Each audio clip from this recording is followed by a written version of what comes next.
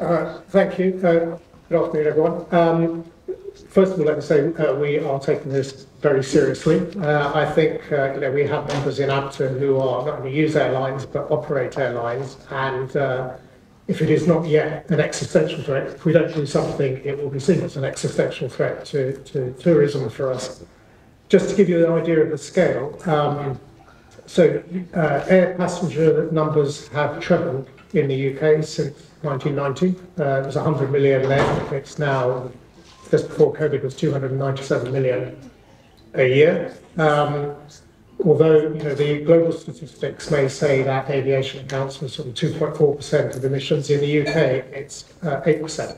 Because, as you say, we're an island. There aren't very many ways of getting off it in large numbers. And so aviation is already a significant contributor to emissions.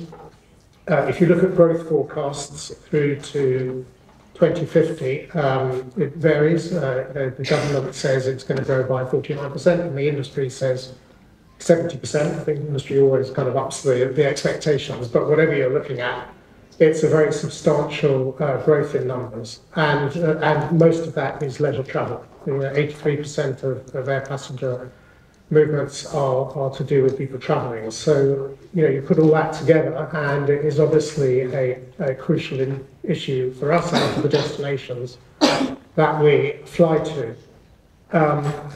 As I say, we are taking it very seriously for three reasons, I'd say. One, because it's the right thing to do. I think climate change and decarbonisation is a priority for everybody, including our industry. Secondly, we want customers to feel good about going on holiday, and we don't want flight shame or other sort of movements to stop people having the good experiences they have.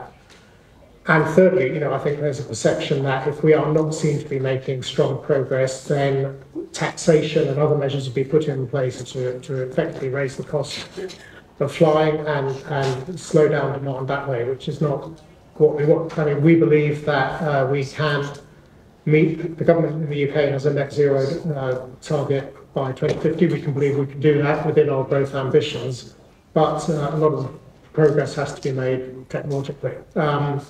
Obviously, it's an international issue. The EU has got its Fit for 55, which is about reducing carbon emissions by 55%.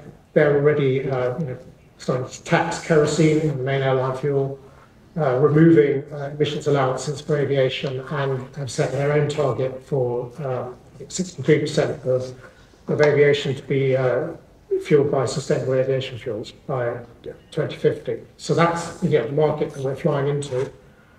The UK government is very supportive of aviation, I would say. And they understand that for an economy like ours, which is an island economy, very much a hub, as well as a sort of leisure movement island, aviation is a very important strategic sector.